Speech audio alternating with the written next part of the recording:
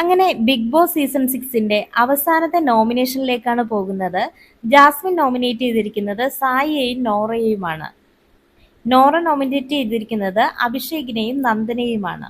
Jinto nominate ചെയ്തിരിക്കുന്നത് സായിയെയും സിജോയെയുമാണ്. Nandana nominate ചെയ്തിരിക്കുന്നത് ശ്രീതുവിനെയും അർജുനെയുമാണ്.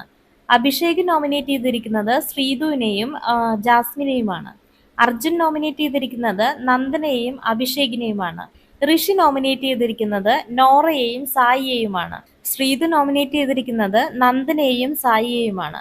Sai nominate ചെയ്തിരിക്കുന്നത് ശ്രീതുവിനെയും ഋഷിയെയുമാണ്. സിജോ നോമിനേറ്റ് ചെയ്തിരിക്കുന്നത് ജാസ്മിനെയും ഋഷിയെയുമാണ്. അങ്ങനെ ഇത്തവണ നോമിനേഷനിൽ നിന്നും രക്ഷപ്പെട്ടത് സിജോ, അർജുൻ, ജിൻഡോ എന്നിവരാണ്. ബാക്കിയുള്ള ശ്രീതു, അഭിഷേക്, ജാസ്മിൻ, ഋഷി, സായി, നോറ, നന്ദന തുടങ്ങി എല്ലാവരും തന്നെ നോമിനേഷൻ ലിസ്റ്റിലുണ്ട്.